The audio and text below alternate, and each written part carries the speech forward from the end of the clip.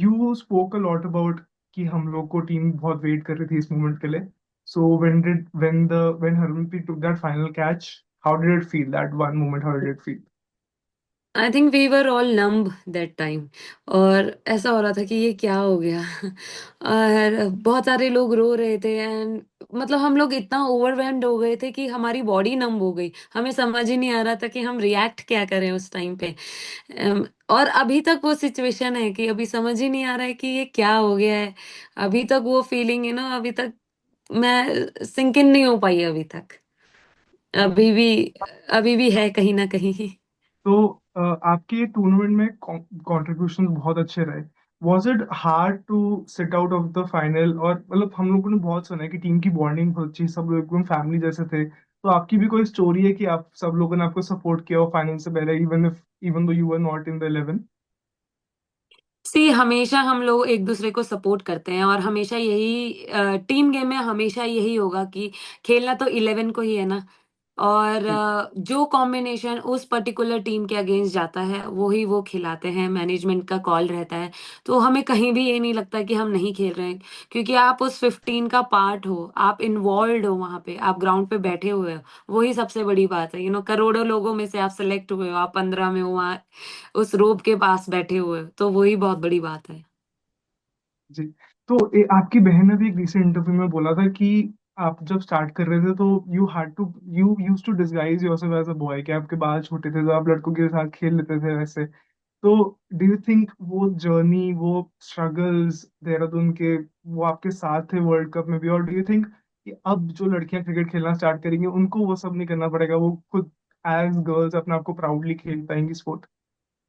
जी बिल्कुल, क्योंकि हमारे टाइम पे तो किसी को पता भी नहीं था कि विमेन्स क्रिकेट एग्जिस्ट करता है जिस टाइम पे हमने शुरू किया था। और किसी के पास इतने फोन्स भी नहीं होते थे कि वो देख लें, क्योंकि और ऊपर से विमेन्स के मैचेस जो हैं वो टेलीवाइज्ड भी नहीं होते थे और उतने मैचेस, नंबर ऑफ मैचेस भी नहीं होते थे। तो किसी को पता ही नहीं जी. था कि विमेन क्रिकेटर्स भी हैं। तो इसलिए हम जब पहले खेलते थे तो बॉयज के साथ खेलते थे, उनके साथ जाते थे खेलने के लिए। बट फाइनली अभी ऐसा टाइम है कि लोगों को सबके नाम पता है, सबका गेम पता है, मतलब इतने अच्छे से रिकॉग्नाइज करते हैं वो विमेन्स क्रिकेट को। तो वो जो ग्रोथ हुई है अभी विमेन्स क्रिकेट की, मुझे लगता है वो ट्रिमेंडस है।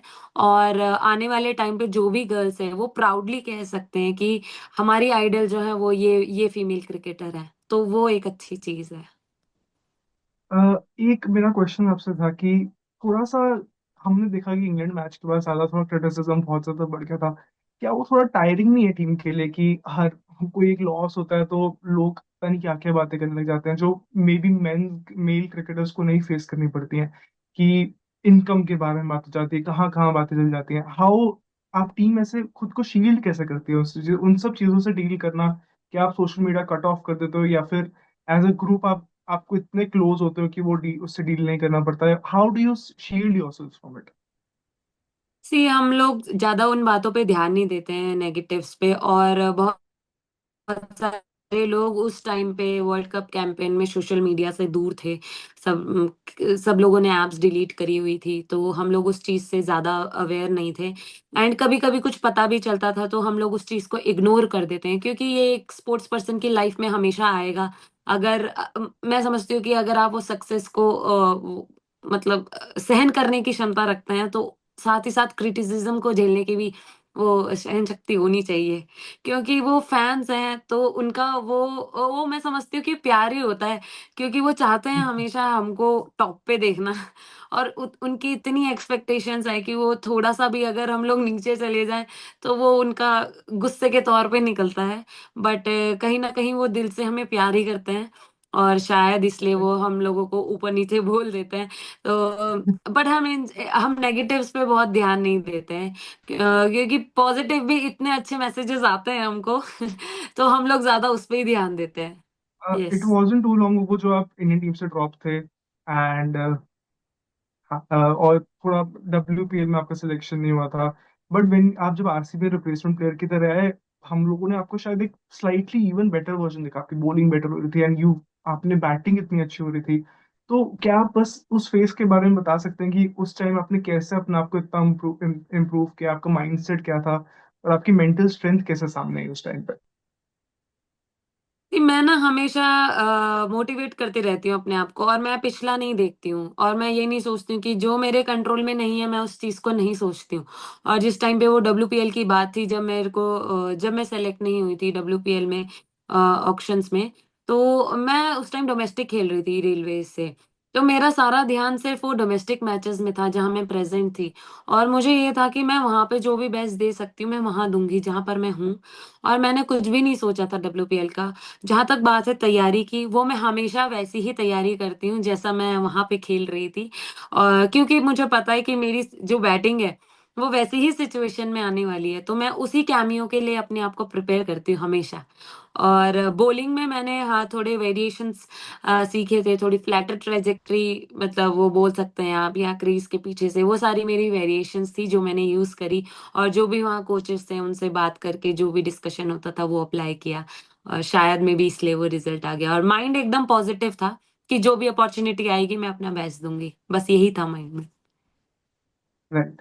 तो जस्ट लास्ट, बहुत सारी यंग लड़कियां अब आपको देख के खेलना चाहेंगी, मे भी उत्तराखंड में, देहरादून में, हरिद्वार में और जी। स्मॉल सिटीज में। उनके लिए अगर आप एक मैसेज दे सकें फॉर की about playing cricket, playing any sport और डूइंग एनीथिंग इन लाइफ, जो जिसके लिए इतनी मेहनत लगे, इतनी हिम्मत लगे इन दिस कंट्री, एंड उनके लिए मैसेज।